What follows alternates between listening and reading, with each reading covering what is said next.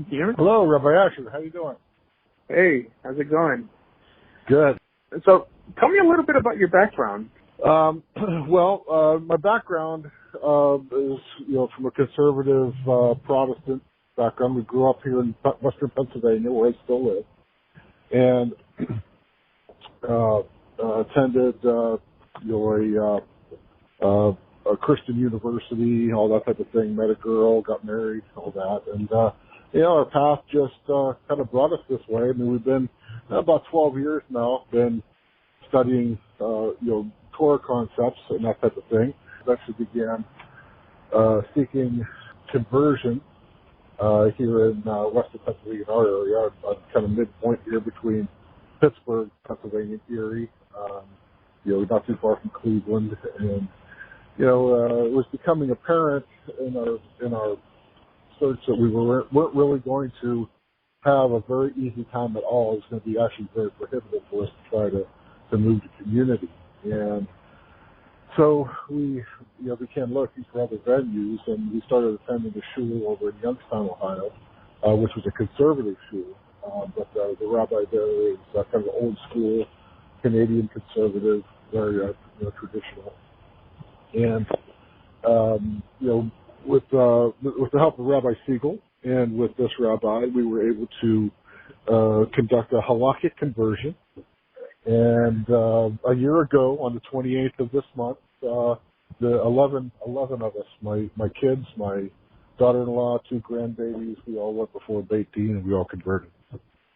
Congratulations. Yeah, I know Rabbi Siegel, and I don't think he's a big fan of what I do, but what we do is very similar. There are a lot of similarities. That's right. He's not necessarily a fan of you, and that kind of thing. But I personally, I see the two of you having, similar goals, in terms of I see you trying to make a livable Judaism for people, and I can appreciate that. And so, everybody doesn't have to agree on everything. So I tried to build a bridge with him once to bury the axe. I mean, I'm not sure what axe there is to bury, but he's got a problem with me. So he told me if I make a public apology to the Jewish people because of my statements regarding the Zohar, then he'll consider having a dialogue with me. In terms of the Zohar, I know. Right. Your position is that you don't like the Kabbalah and that kind of thing, and well, not necessarily. I don't like it. That's fine. But I'm all about making separations, and I consider that on the same level as I consider many midrashim, things that may be helpful, may not be helpful, but they're ultimately optional to believe, and that is equivalent to burning it in the eyes of many rabbis, because it's all or nothing. And this is the reason I wanted to speak to you, because the statement you posted on my Facebook video was that what I propose in terms of Judaism seems like Karaite Judaism a little bit. And it sounds like you were promoting... I'm sorry if you took that from my statement. That's really not what I meant. Okay. In fact, I was kind of... the response that I made there really had as its basis kind of, just sort of an addressing of the general environment. I think that is kind of going around the Facebook community, especially. It's sort of it's becoming very inclusive and that type of thing. And I understand your positions, and I don't really disagree with them necessarily. It's just that sometimes it's becoming so inclusive that we have groups out there, and they're multiplying, who, are kind of, starting to form their own thing, and almost like sort of their own denomination of Judaism, and some of it's even really Christianity with the Jewish label and that type of thing. And I'm just starting to see that as fairly problematic. Mm-hmm. So I see that as well. I don't see it so much under the label of Orthodoxy. Most people who are Orthodox pretty much accept other people who consider themselves Orthodox. Right. These Messianics who call themselves Orthodox will say they're Orthodox believers in Yeshua or something like that. They'll add more to the title. It sounded to me like you were promoting an all-or-nothing type of Judaism. What the rabbis give us today we should be happy with, and not question them, or then we're in some way endorsing Karaism. But I guess no, not at all. Not at all. Quite the opposite, really. Just in terms of well, let's look at the history of Karaism. It basically, of course, I suppose debatable, but basically started off as an offshoot because somebody got mad because they weren't offered a position, and started a movement and that type of thing. And of course, many such movements have shot off, but the Karaism basically has its own traditions, which they don't call traditions. They say they're just looking only at written Torah and written Torah alone. But and of course we all know the arguments, in terms of, can you just look at written Torah without having some interpretation for it? Is it really possible to follow?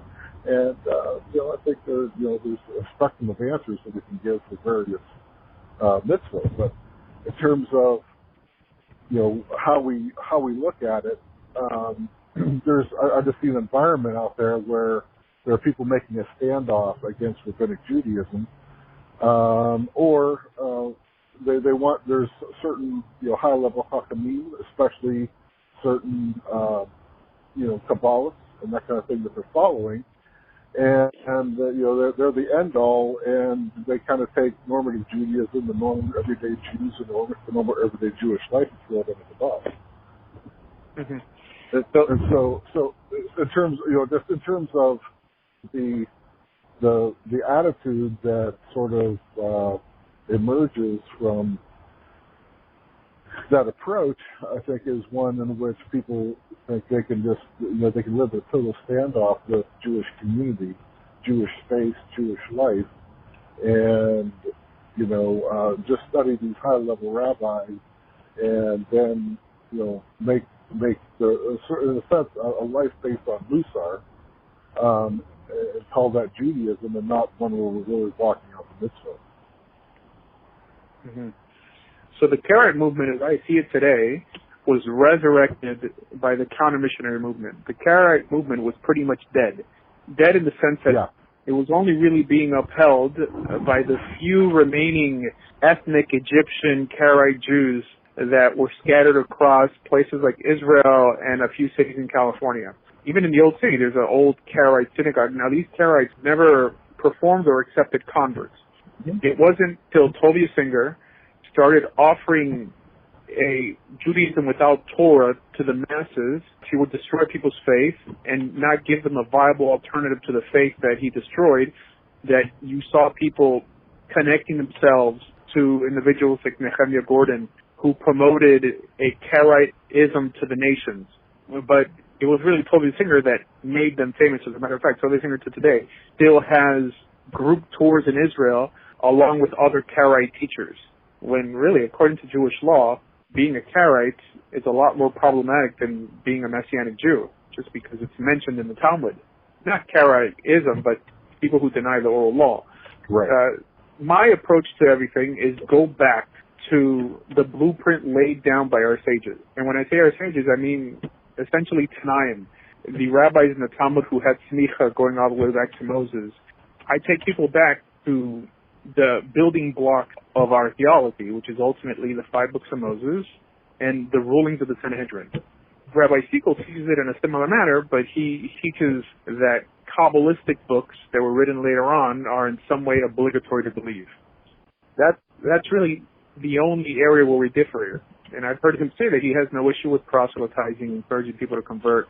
Yeah, I'll call it. Rabbi Siegel doesn't do conversions. He's, for one thing, his health doesn't allow him to get out a whole lot and that type of thing.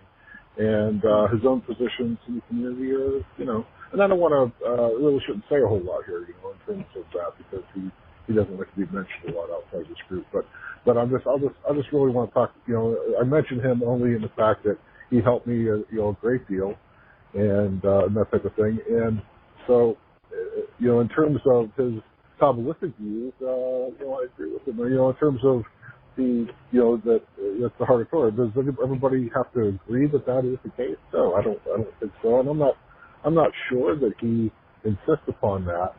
I suppose any other differences would be between the two of you, and that type of thing. But in terms of my position on that, or my viewpoint of that, I gained a great deal, of spiritual insight from Kabbalistic, viewpoints and Kabbalistic perspectives. I study that, but I think also, if one's going to pursue that, they need to pursue it in an honest and genuine fashion. I think there's a lot of people out there using Kabbalistic ideas to try to justify all sorts of things and push and proselytize all sorts of things that neither did the original Kabbalists agree with, nor is there any mainstream Kabbalah-based perspective that merits the arguments being made out there, on the internet and that type of thing. Primarily, issues of justifying the New Testament or promoting, Jesus as something that, it's not necessarily what has to do with a lot of anachronizing. Like you said, I mean, the Kabbalah, the Zohar was written, in the medieval times, and we have to take a lot of Hasidic thoughts that came from the Best and that kind of thing, and anachronize it a great deal in order to transmit that onto something that happened 2,000 years in the past. But do you guys believe that the ideas of the Besh, or what appears in the Zohar, is obligatory for every Jew to believe? Obligatory in the sense that God would in some way not be happy with what that Jew is learning if he doesn't learn the Zohar, like or the teachings of the Baal Shem Tov? No, I don't believe that personally, but everyone, I'm sure we all know that there's lots of different viewpoints on that. But in terms of that, no. I mean, I go to shul every week with lots of really incredible, great Jews who are conservatives that don't do that, but they do study sources and they follow mitzvot and that kind of thing, and some don't. And this is where, one I'd like to mention, another rabbi, that, I really have come to appreciate and love dearly is Rabbi Yonatan Halevi. And, Rabbi Halevi, he isn't, again, like you, he's not against it, but he doesn't teach, the Kabbalah, really, and he doesn't necessarily promote it. He promotes, an environment in which the community is made up of Jews who are on all levels of observance or non-observance, spiritual path or not, and that type of thing, is all as one community, and to be inclusive in that way. And I think ultimately Rabbi Siegel does too. That's not really, I don't think that's an issue at all.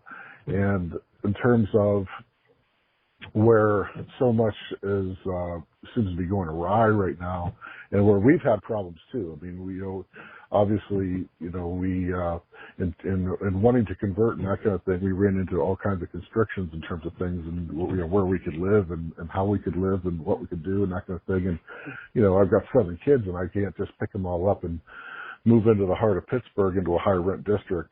What did you have a problem with? What didn't you agree with? No, actually, I was agreeing with you. I mean, you tagged me in the video.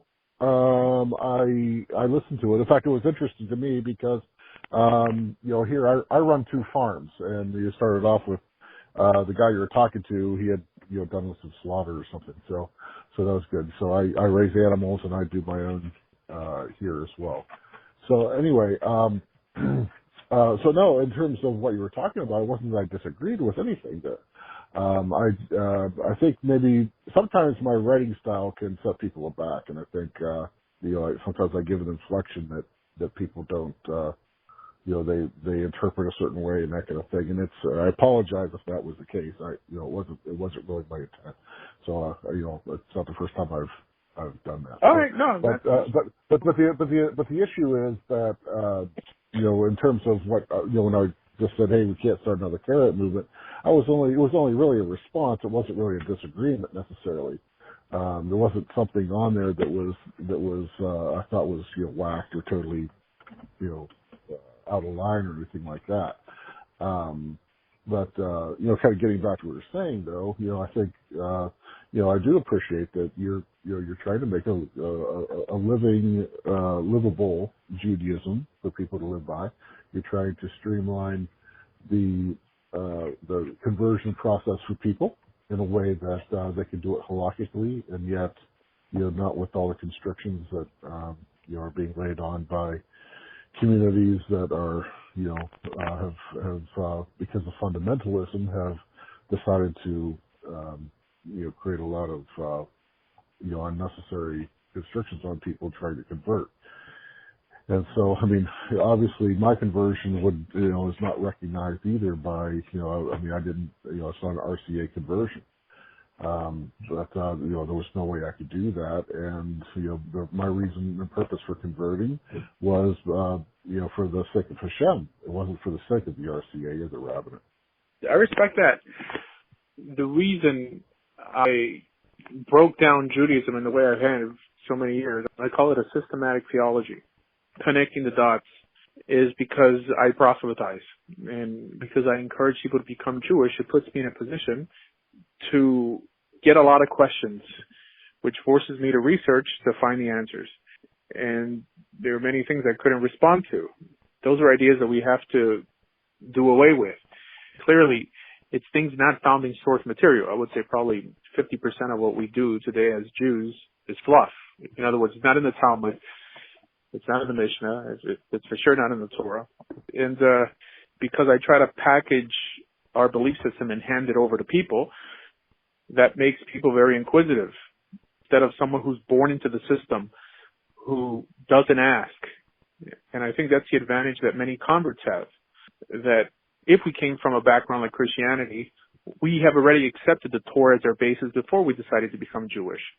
And we know to compare everything and judge everything against that Torah.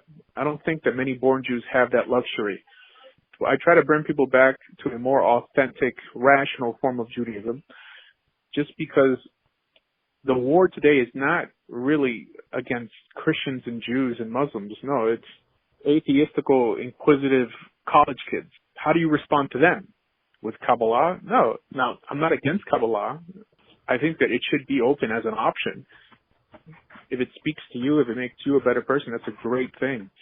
But it's hard for someone to say that it's binding on Klal Yisrael. That's not the way Judaism functions. The Torah only endorses itself, the 5 books of Moses, and the rulings, the legal rulings of the court. Now, I have no doubt in my mind that Rabbi Shimon Bar Yochai sat on that court, but if anyone else from the court took it upon themselves to write a book on areas of mysticism, even in areas of halakha, it wouldn't be binding because they rule things into existence by vote. Everyone has to chime in. It's not the opinion of one man. They vote things into existence. This is why the Zohar could help, it could hurt, but it's not binding. In other words, it's not obligatory to believe. While the rulings decided upon by a court, and many of these rulings are ambiguous, and we need Rishonim to step in and clear away the fluff from the meat. When the ruling is found, it's bound on all of Israel. That's what we struggle with as Jews today, trying to know what's obligatory from what's not obligatory. And many rabbis don't help. They make it worse by saying that everything, even things that are uttered by rabbis today, were given on Mount Sinai. It's really a dumbification of religion, because you're not going to convince anyone who's come from a sophisticated belief system that your belief system is better. Now, we know Torah is better, but I think that these individuals have been bad stewards. They've been irresponsible and lazy when it comes to teaching Torah. And that goes for probably 99% of YouTube rabbis who don't offer a viable alternative to the sophisticated religions of the world. But you could see it in the face of the people who go to their lectures. They're like zombies. They just do everything the rabbi says. I mean, how are they any better than someone who only does what their imam or what their pastor says? All right. So we have to be able to prove what we believe and present our belief system and package it in such a way that it's appealing to an inquisitive mind. So I think I do that without violating any halachic principle or any tenets of our belief system. Yeah, okay. Well, I don't necessarily, I'm not in a position really to speak into the life of someone who's a born Jew who was raised in community and that type of thing, and Jews who are live sort of a semi or assimilated lifestyle and that kind of thing, and the dilemmas and the issues that they have. I don't envy that, actually. In many ways, as a convert, I think I came into it with many advantages, because there's just not all that history and baggage to really have to contend with. I had my own to deal with, and that kind of thing. And so, it is the only way I can really speak into that is as a person sort of on the outside looking in, and sort of as a sort of an anachronistic, not anachronistic, but almost a very skewed type of viewpoint of it, because I just can't always see it for everything that it is and all that it's ever been. But I do really feel for people who are trying to live in community and or trying to become a Bel Tshuva and in return, and then be faced with all these constrictions. And, we don't even need to get into what it takes for a person to do Aliyah or to, have their conversion recognize that it would be their existence as a Jew. But, some of the issues that have even come up recently, in terms of some of of course, the crisis of the violence and that kind of thing, it's become as much a cause, for some Jews, it's become a cause of solidarity, but for others, it's just created more bickering and division. And so it's a very sad state. But in terms of your positions, it's not that I really have a disagreement with them at all.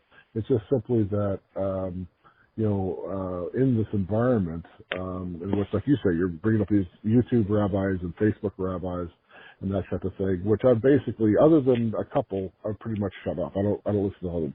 You're like, so what's the law? I mean, you and I are friends and Facebook friends, and your stuff comes across my feed and that kind of thing. And, when there's something that is pertinent to something I'm interested in, whatever, I listen. I don't listen to all of them. But I don't, overall, the things that I hear you say, I don't really have that much problem with. Sometimes for some people, though, I think that they need to be contextualized, because I'm not always even sure that some of the people that listen to you are necessarily understanding it in the way that you are explaining it. And that has nothing to do with your competence in terms of your how you get it across. I think you're clear enough and that type of thing. But we live in an environment in which people soundbite things, and they take from rabbis, and they take from Torah teachings and that kind of things what they want to, and and that's the problem, I think, with Agadah and with Midrash, which of course we're talking about Kabbalah and that kind of thing. That's exactly what it is, and they take from those things.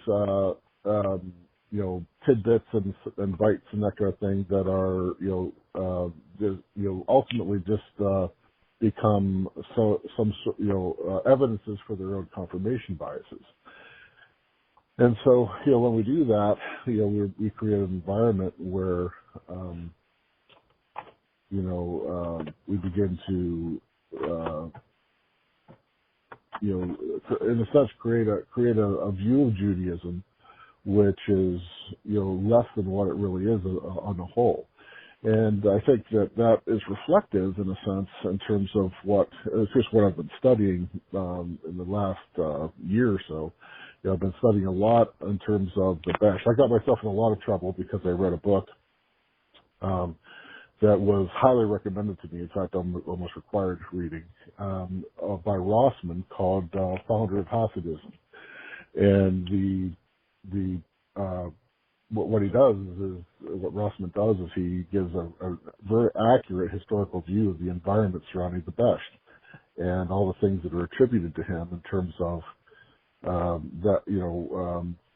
what the Hasidic movement and all the Hasidic arguments that were going on, which were very political and very nasty, things that were being attributed to him, using him as sort of their own appeal to authority.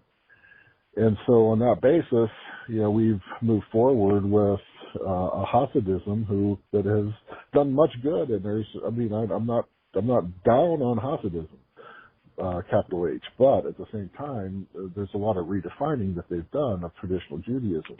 And even of Kabbalah, and even of, of course, attributing things to the Besh that really can't be attributed to him. And so on that basis, there are a lot of constrictions that are being, presented in form of almost like you're saying a comprehensive doctrine, and it's becoming very, very similar to what we would see, what I experienced, and I think you did if I understand your history right, in Christianity. And, they're making a very monolithic type of thing out of Judaism, and that's doing it a tremendous injustice. Mm-hmm. All right. Well, man, I want to thank you for taking the time to talk, and I think it's cool. So sorry if we had a little bit of a glitch there in terms of our understanding one another, that kind of thing. I certainly apologize. It's not like you say, it's not the first time somebody has taken something that I've written and seen something other than what my meaning was. So if so, then I attribute that to my shortcomings sometimes in my writing style. No problem. All right, man. Have a good Shabbos. Hey, you too. Good Shabbos to you. Okay.